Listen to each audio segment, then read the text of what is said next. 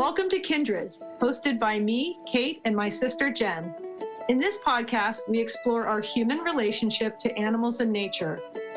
The abrupt human disconnect created by the pandemic, like for many of us, turned my world and business, Otis and Rude dog collars, upside down. But it also emphasized the critical need in myself and others to reconnect to animals and nature for our overall well-being. Join us every week as we interview scientists, conservationists, animal advocates, authors, and many others. In connecting to our world, we also connect to compassion, empathy, and understanding. How can we see ourselves as not separate from animals and nature, but as a part of an active ecosystem? Welcome to Kindred. Thanks for joining us today. How are you, sister? I'm pretty good. It's spring as can be around here. It's green as green. You and I were saying it feels like Ireland. It's so really, green because it's so cool still. Yeah, even though it's further in the year than it's usually this cool. But it's nice because it just lovely. Is lush and verdant and lovely.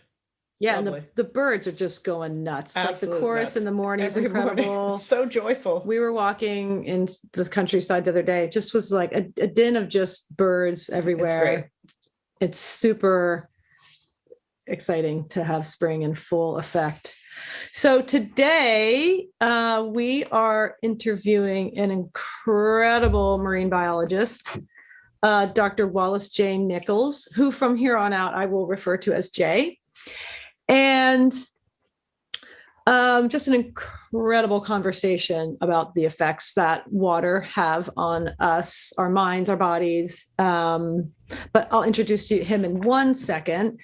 First, I want to highlight a story that a lot of you have probably heard, but do you remember when Texas in the South got hit with that deep freeze? Yes. And poor Texas and surrounding areas. Yes. My gosh. Well, it also hit the ocean, the coastline, right? So what happened was, I think the temperature plummeted, and the sea turtles basically they call it sea turtle cold stun. So I think they're predominantly adolescent turtles. Yeah.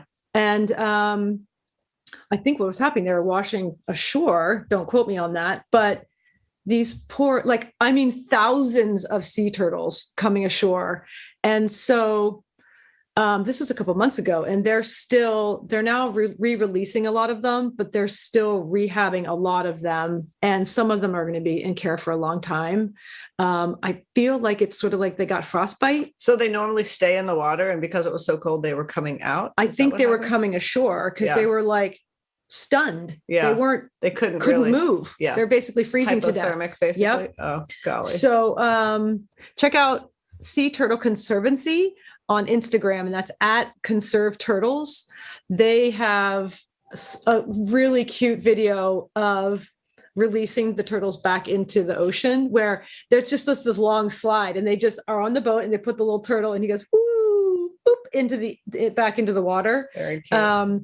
But there's also pictures of in these massive, I don't know, like tanks. Basically? No, huge rooms with heaters with turtles in baby pools. 3 turtles per baby pool, and they're trying to feed them and keep them hydrated. And I mean, this has just been an epic undertaking for turtle conservation. So it's a big story. So check that out. And also there are links to donate. So, even literally $1, it doesn't matter. Anything will help. And sea turtles are truly, they're sentient beings. Mm-hmm. They're the sweetest things. They are. I've seen them snorkeling in Bon Air, a little distance, but you can just tell they're wise and gentle and sweet. And if I looked at a turtle, I'm pretty sure it would look right into my soul. So check them out. So today we are talking to Jay.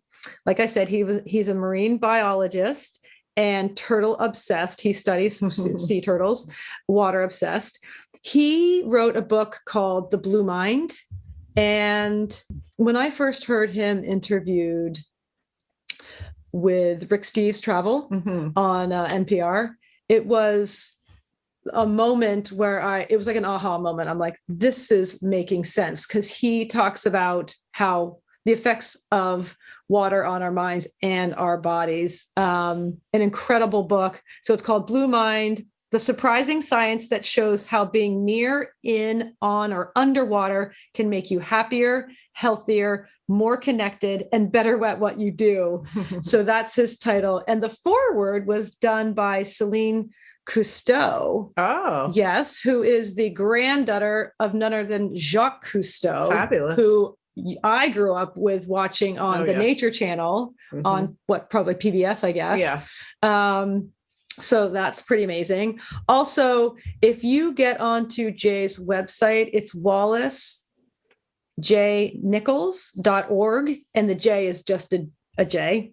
So wallacejnichols.org. You can get his book through his website, and he's got everything you need to know about him, his work, the book. He's really connected through his website, so check him out for sure. We loved this conversation. Yeah, totally loved it.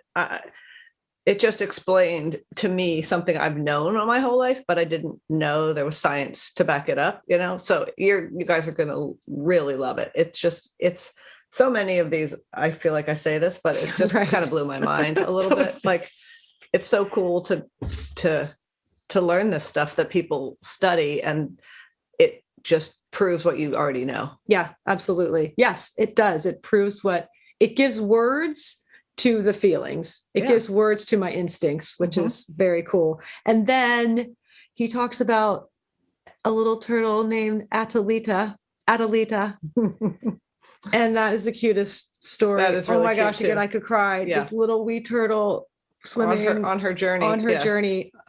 Across the ocean. I know, I can't even. Yeah. So very sweet. You're going to love this interview. That's very sweet. And then, of course, he mentions his big brown Newfoundland named. I can't remember what his name was. I feel like it's not Snuffleupagus, but I don't remember really what it is. Anyway, so cute. So, guys, enjoy this interview, and we'll see you back here at the end of it. And email us and let us know what you think. We're excited for sure. See you soon.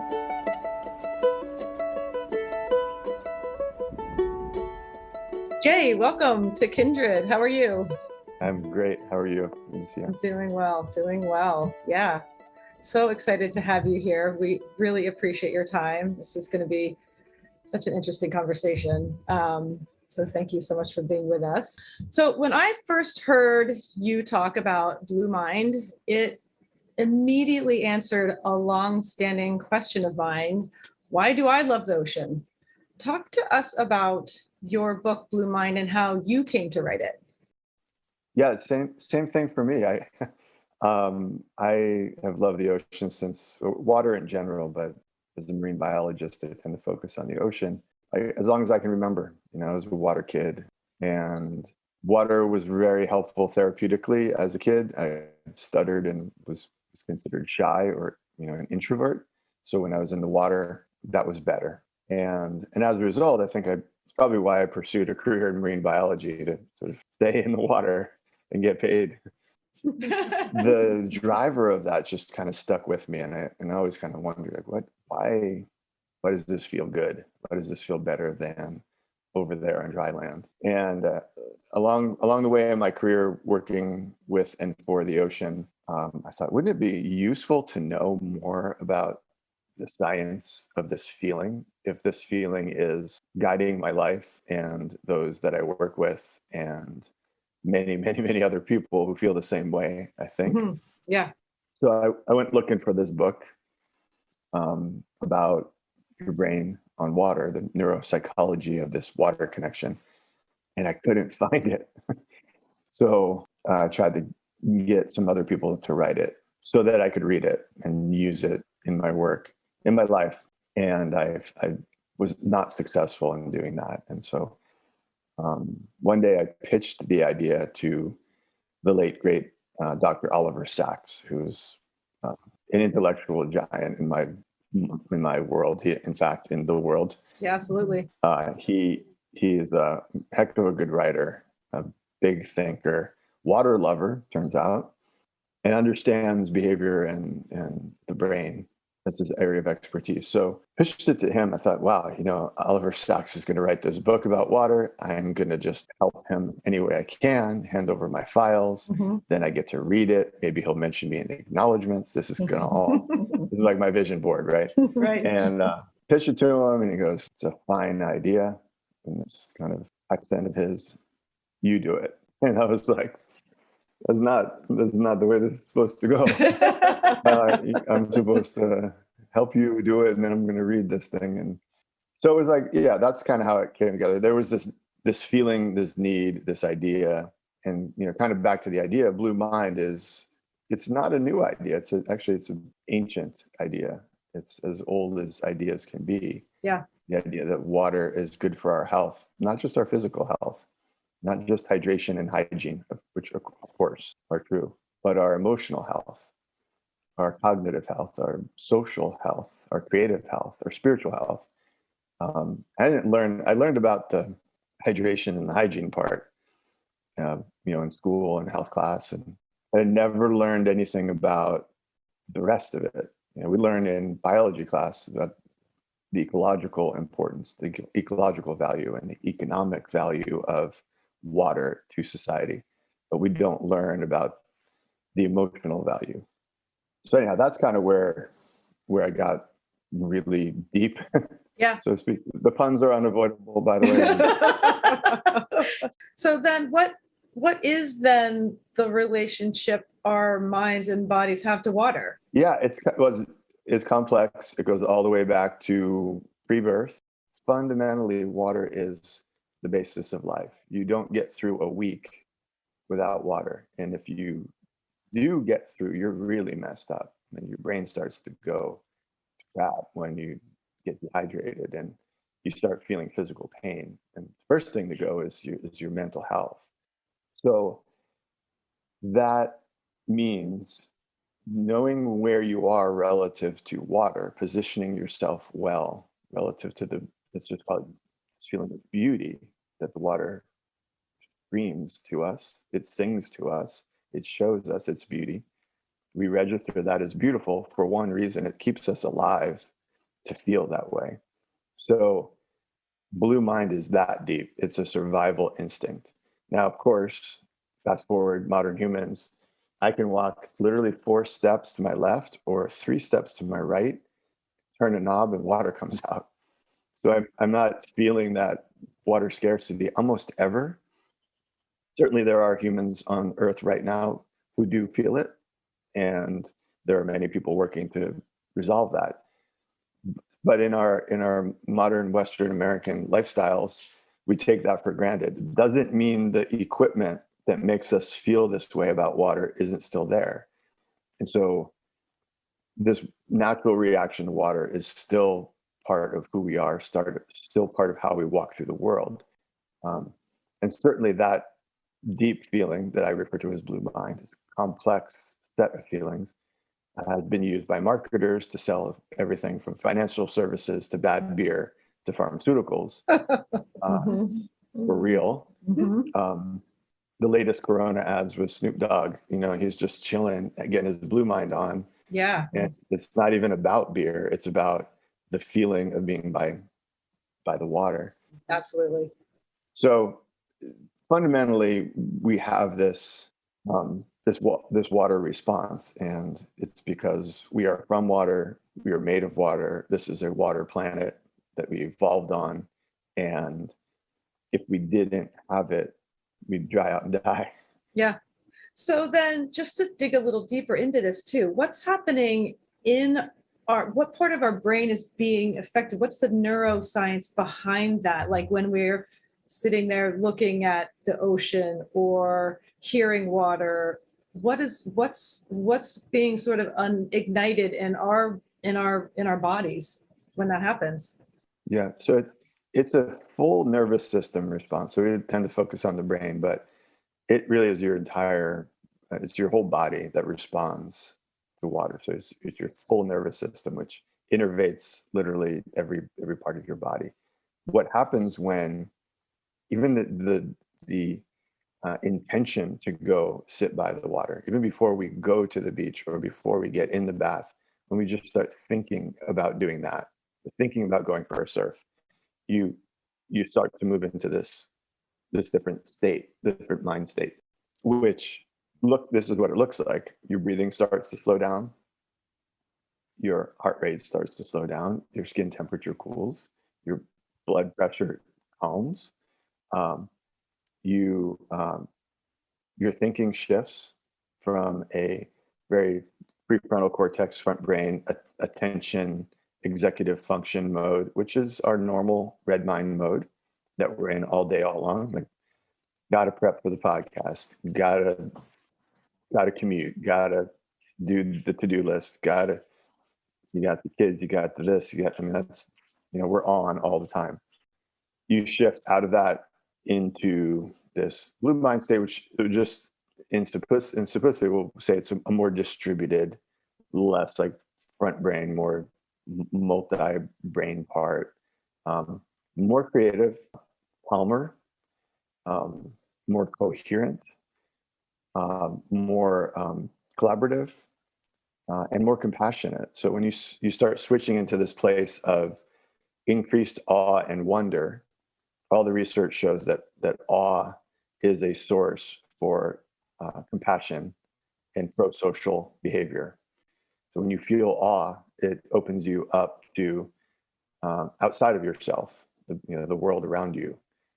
Some would say that a feeling of oneness or feeling of connectedness, and it's such an interesting conversation because it toggles between language that sounds kind of hippy dippy and neurochemistry, and it's the language to describe these feelings does align with some of these ancient wisdom traditions that have tried to describe transcendence, the feeling you get when you're completely in awe. So that's just before you even leave your chair, you start shifting into that. But when you get in the water generally, or you're next to the water, the visual input is simplified, so there's not a lot of billboards floating around on the ocean. Generally, you leave your technology behind. Visually, auditorily, the soundscape by the water is simplified. It may be even regulated in sort of a rhythm, depending on the water that you're near. And all of that together, and this is even before we've jumped in the water, right, start to move you down that path of calmer, more synchronized. If you're with somebody, you kind of you get into a rhythm with them. And then you get in the water, and now you get more bandwidth back because your brain is not coordinating your body's response to gravity. So all of that bandwidth, do all of that stuff, or a lot of it at least, comes back to you in this blue mind state.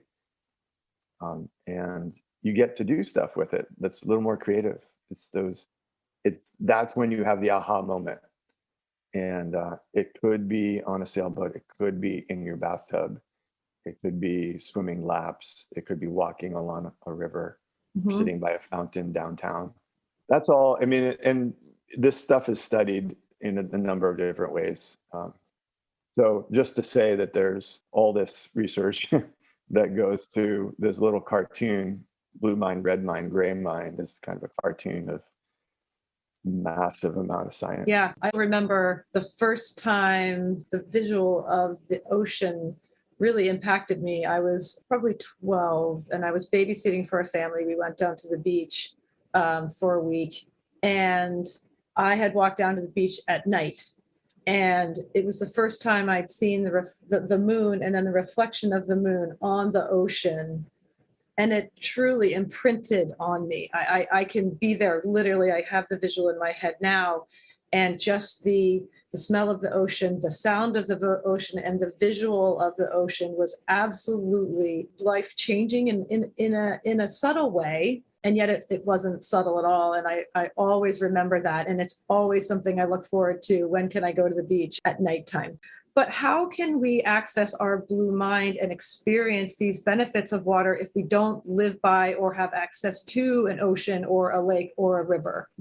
Well, yeah, I would say the first thing to do is do an inventory of what you do have access to in terms of an ocean, a lake, or a river, or a creek, or a pond. Like pull out the map and look for the blue stuff and just go, oh, what's that? Well, I didn't know that was there.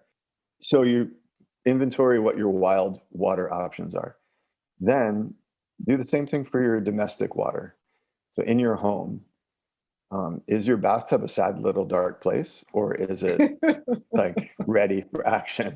Right. You have. I hate a sad little dark bathtub. It's so depressing. I want it to be ready for action. No, I do. I have a friend who she I was do. just like, I have to do, she loves to bathe, and she had to make her bathroom better because it was a sad little dark depressing place, and Yeah. it really ruined her life. Yeah. Yes, that is true. Yeah. You And do want your, get the candles, the thing that goes across, the book, Yeah, the exactly. glass of wine or tea. Yeah. Yeah, you get your. I mean, don't bring the big giant TV into the bathroom and watch sad news. That's That's counterproductive. Roll in the cinema. Right. Yeah. Yeah. So yeah, set up your bathroom and just do that inventory for. Is there a pool in the neighborhood? Does a neighbor have a pool? Does the neighbor have a hot tub? Do you have one of those? Is it sad or is it happy? Is there a public swimming pool? So all the domestic water. Yeah. That's available. So make that list. And some people during this past year have invested in. They've been thinking, oh, we need a hot tub, or we need to remodel this bathtub situation to something a little deeper or bigger. Yes. And have done that and have reaped the benefits, the mental health benefits, all year. So you've got the wild water, domestic water. The third category would be the urban water. So other waterways in your community that aren't wild, but are maybe like public fountains or urban waterfronts, like whether it's your town, maybe your town has a river that runs through it and it's the waterfront is improved. Well, make a list of those. And then the last category is virtual water. And that's all of the water in our lives that exists except in the absence of the water itself. Right. So the artwork, the music that takes you there, Jimmy Buffett, Jack Johnson, whoever is the musician that sings about the ocean or the water or the sailing. Yeah. The photography, the documentaries, the films, the sound making apps that present river sounds to you. Any poetry, like if I didn't mention poetry already, poems about water will kind of put you into that blue mind state. So now you got that list. And if you've gone through this exercise, and it really could take you 5 minutes to do it, or maybe you've been mentally tracking as we've been talking and you've done it, and you get to the end of it and you say, wow, I still have come up with nothing. You'll be the first person that I've ever coached who has had that happen. Yeah, right. It's possible, but really unlikely. The urban water, I love that. When we lived in Chicago, the lake there, it's just so massive too. You get that incredible, you can get that, what I call the long view, which I think is so good for our brains too, is just to look off toward the horizon, to have that. You can get that in a city, and so many cities have rivers coming through them for all the reasons, right? Or the fountains that the kids can play in, like the pop-up. Right. I mean, Philadelphia has a couple beautiful fountains and art. Because what it sounds like you're saying is it shifts into a different part of our brain through the visual, through the audio. It triggers a different part of the brain, and that can be accessible wherever you are.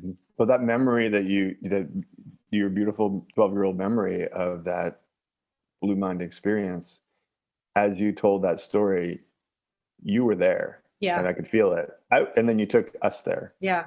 And so we were all standing there with 12-year-old you on the beach at night. Oh, that's so nice. Feeling it. And so that's what we're talking about. Do not underestimate the power of your own memories. Yeah. The importance of your nostalgia. Absolutely. It's good stuff. It's and I think that's part of the message is make that nostalgia. Like make sure you do stuff so that when you're maybe laid up on your back in recovering from an illness or something, you have those memories to go to. Now I have a question.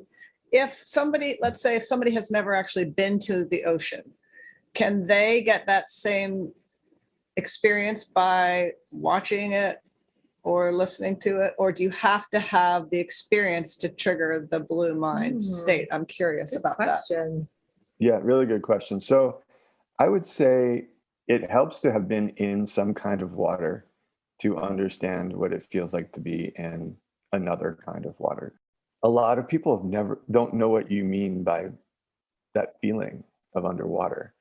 And so that just kind of fired me up. I was like, everybody needs to know what it feels like to submerge their body in the peacefulness of a healthy body of water of any kind. I think if you've never actually seen the ocean, even a really great film, like on a 7-story tall IMAX screen in surround sound or whatever this latest sound system is, Right. just still doesn't come close. And I say that with all respect for my filmmaker friends. Yeah, right. The most beautiful photography and art and music depicting nature's grandeur doesn't come close to nature itself. And that's not to say don't do it, don't utilize it, don't enjoy it, but it is to say don't just like put on your VR headset and think you're good. So it's a continuum. I try to be ecumenical about water in all ways, so that it's people don't feel bad about the water they have. That certainly goes against the mission. And I think too, what you were saying, that if you haven't experienced the ocean, that's still through the visual of looking at something, it still does sort of trigger that part in your brain. So you can have some of the benefits still, like you're saying, slows down your breathing, slows down your heart rate, to take that pause, which is good news. I just want to switch gears a bit now and bring animals into our conversation. I know you love sea turtles. So I was wondering if we could just finish with you telling us your favorite story of being in the water and with these amazing animals. Yeah, I spent a lot of time with animals in the water, including my Newfoundland, George, who's a water dog. Oh, George. Oh, I love George already. Sleep on the floor over here. A newfie named George who likes the water. Okay, magical. He was part snuffleupagus, part elephant seal. But I've studied sea turtles for a long time, and I have a special place in my heart for them. And there's this one turtle that I spent a lot of time with because she was in captivity in this relatively small tank, well taken care of. But we got her out, released her with a satellite transmitter on her shell. And her name was Adelita, named after the fisherman's daughter, the fisherman who helped us with the project. His young daughter was named Adelita. And we released Adelita into the Pacific Ocean with the satellite transmitter, and we tracked her for 368 days. This is back in 1996. Put her data online in real time, which was at the time frowned upon. Sharing your music. Remember Napster? You were supposed to share your music. Yeah, absolutely. Well, we were like the Napster of turtle data. So uncool. You never heard of that, but it was a thing. You heard it here first. And people said that's a bad idea. And I was like, sharing turtle data online is a bad idea. But people are going to steal my turtle data and then do what? Help save turtles? Okay, I'm okay with that. Exactly. So we tracked this turtle. She swam 12,000 kilometers from Mexico, Baja California, across the North Pacific, all the way home to Japan. And this kind of combines, like, I spent time in the water with this turtle and on the water with the turtle. And then I spent a whole year virtually, like, thinking about this turtle every day, looking at her data and plotting it and posting it and sharing it and wondering and worrying as she slowly made her way, stroke by stroke across the big giant blue space on the map called the Pacific Ocean. So I'd say I fell in love with this turtle more and more every day and shared that. And there was a lot of us by the time she got to Japan, who were just sort of connected in this way that we didn't realize would happen. That's my turtle story. That's incredible. But the turtle Adelita taught us that animals can swim across the whole ocean. It was the first animal tracked swimming across a whole ocean of any kind, which made the world feel smaller, kind of, but bigger. What an incredible story of this little turtle just making it all the way across the ocean. That's It's crazy. just so, it does feel like, oh, it kind of pulls in the heartstrings. It makes you feel like, what a journey. I've heard you talk a bit, and other people talk about this too, is that's a story that sort of helps you fall in love with nature. And I think a lot of the work that you do helps us fall in love with nature and how we can, wire and how are we connecting to water or turtles and caring about that and falling in love with that and then wanting to support and promote the health of it. Because when we love something, we want to take care of it, and we want it to be healthy and happy.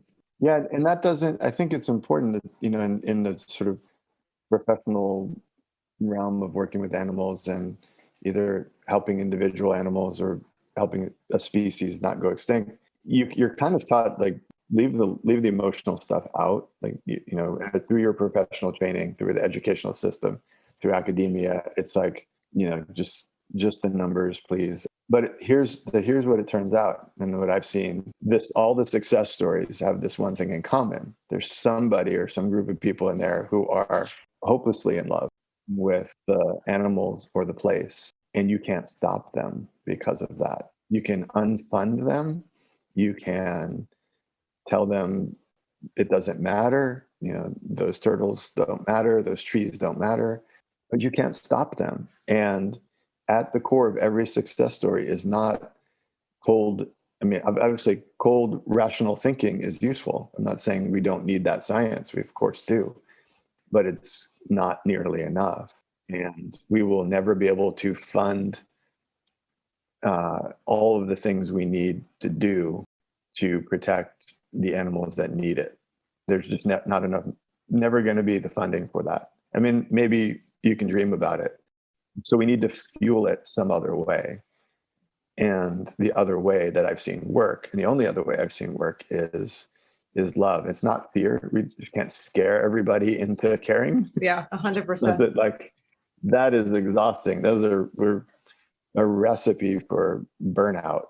And so what are we left with? We can't pay for it all out of pocket, especially all around the world. And work in Mexico a lot. And you're not going to get the funding from the Mexican government to save all the turtles, let alone everything else. So you have to, and I'm not saying we don't need funding. Of course we do. And we don't need science. Of course we do. But there's this other thing that is the conversion factor, that makes the difference. And it is what you identify as that it's love, right? And ironically, we're taught to not talk about love as serious people. Right. Like you won't be respected or something. Yeah. I'm sure, Jay, you have seen, I'm not sure if you have, Kate, that octopus documentary. That's a great example of that. Just, I don't think I've really I thought about octopuses a little bit in my life, but that was just so magical. And just that's the other thing about love is that's what inspires people to get involved. Yes. Is and maybe give money. Yes. More than just the raw data. Mm-hmm. It's not enough to make people get off the couch and do something. Yeah. If you don't have the love, I feel like. Right. Yeah. And then, make sure you have your facts right. So when people fall in love and then they're like, okay, this love is carrying me, but I want to know the answers to these sort of research questions, like have the answers. Don't give them a bunch of BS, because then all of a sudden now it gets complicated and weird. And like, wait, you hooked me with the love, but now you're now I feel weird. And you tricked me into loving this animal, but wait, there's got to be the science behind it, right? Yeah, absolutely. Just, back it up. We're not anti-science by any means. And what the science says is that the love is important. That's what the science says. Like, increasingly so. It's it's intuitive, and all of the ancient traditions are based in that. And then scientists are catching up and saying, oh yeah, like feeling good is kind of good for thinking. It does well. matter. Yeah. Right. Well, and Jane Goodall talks about that, how for years and years and years she was told you can't love these subjects of the primates. Like, you can't love, that's not part of And it's just so absolutely wrong and backwards. Well, it's a really weird sort of message to say, okay, I've attached my entire life and being to this work. Let's just say sea turtles, and I live and breathe turtles. That's my job. I've devoted my whole life to this work, but I'm not supposed to say that I really care. Yes, I care. In fact, I may even love that turtle Adelita, and I'm okay with that. I'm going to still do good science that's peer reviewed. Someone like Jane Goodall just inspires you because it's aligned inside herself. Well, I think there's just nothing more powerful than combining things of science and things of the heart. It's a kind of an unbreakable bond. And, people like the work you're doing, Jay, and Jane Goodall and everybody else, there is a very clear love. I think that's where we're trying to hear those voices more and understand animals and nature so that we can all get a little bit more of that love combined with the brain's part, and gives us access to be more informed and then take the right next action that we can. So thank you for all of your work. Thank you so much, Jay. We really appreciate it. No, my pleasure. Really enjoyed chatting. Welcome to the takeaway. So we are just super grateful and blown away by our conversation with Dr. J, marine biologist extraordinaire.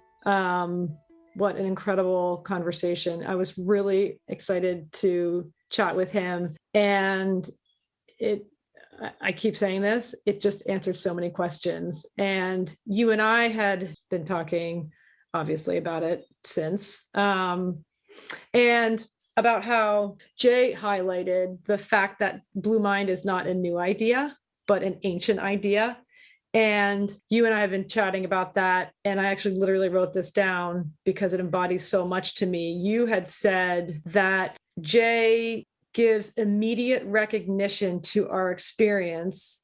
And it's what the sages have been talking about for centuries. Yeah. And your part, especially about immediate recognition to our experience, to me, it's what Kindred is all about, literally. And the fact that, Jay offers that in his perspective through Blue Mind is incredible. But I love that you said that. Yeah, I definitely think that feeling, that recognition is, like you've talked about before, just in different interviews and different conversations we've had since talking to different people during the season, that idea that we've forgotten or become disconnected or lost that connection. And I think what I was thinking in terms of that from like my days studying yoga philosophy and stuff is that sometimes it's not even that we forget, it's just we've never remembered yet. Yeah. We've never remembered. And yes. the thing about this interview was when Jay put words to that feeling that I've had for my entire life, it was like that feeling of that expansion of that's exactly what it is. And, yes. and it's so grounding to have a way to articulate it. Yeah. It changes you when you can actually, it's not just a feeling anymore. There's a reason, and here's what it is. And it's just that it is that spark of recognition. It's like, yes, it's not even that's sort of interesting. It's not at all a thought experience. It's like an emotional response, but the fact that it's grounded in science is so affirming. Affirming and transformative. Yes, that's exactly what it is. I feel different now, and I understand myself better now because of what Jay has dedicated his life to. Exactly. Yeah. And there's a resting in that, like that knowledge is incredibly relaxing to know. It's just like, oh, okay. Yeah. That's just like, you can rest in that. I don't really know how to explain that any different, but that's what it feels like. And that experience is I think what becoming more and more connected to our humanity is. And so that's what's so cool, is that with him writing this book about what water does to you has changed us forever. 100%. And not that the experience is different. It's just now there's there's a context to hold it in. Yeah. I guess that's what it is. And there is a deepening. There's deepening now deepening. Because once you have that connection, you can't undo it anymore. Exactly. So there is a deepening to that. Yeah. And it's like a place it's a grounding and it's like a place to sit with it. Mm-hmm. Yeah. Yeah. And this is what kind of our quest, I don't know, Yeah. the journey of Kindred is all about, is getting people like Jay to tell us, like you were saying, what is born into us, what have we lost, or like you're saying, actually more importantly, I think, what have we never connected to? Right. I think that's more accurate. Ever found. Yeah. So how can we access that innate knowledge? And I think it helps us know ourselves, not just as humans, but also as mammals. Yeah. So, and that connects us to the ground we walk on, Mm-hmm. we live above, we live below, in a completely new way, which also connects us, I think, and makes me feel like a wolf or a shark or the keystone species of the planet, which we are one of, that there is that they are family. There is a brotherhood and a sisterhood there. And a We're thread in it that together. runs through it all. Yeah. A thread that runs through it all. And right. and again, back to like what the sages have been saying, we're all the same. Yeah. It's all one. It's just, we get into trouble when we start to think we're not. Yeah. And so it's just a reminder and it's what I think we're trying to do in life, is remember who we are actually supposed to be. Yeah, absolutely. Yeah. So thank you to Jay for that, for giving us that conversation and that clarity and that connection. Yeah. It was super grateful for his book. Yeah, And that he despite his own best efforts to not write it, Right. he wrote it anyway. So that's so really thank great. you to Dr. Sachs for saying no, Yeah. because now we had it how it was supposed to be written, Exactly. actually. Yeah. So hope you guys enjoyed the interview as much as we did, I'm sure. Just another shout out to where you can find Jay. So you can find everything you need to know about Jay and Blue Mind on his website, which is wallacejnichols.org. He's got links to the book. I think you can also get his book on Amazon. So go check him out. And also don't forget to look on YouTube and find the story that he talked about, that sweet little turtle, Atalita, that we all, of course, were enamored with. Mm-hmm. So thanks again to Jay, and we'll see you guys next week. Lots of love. Take care.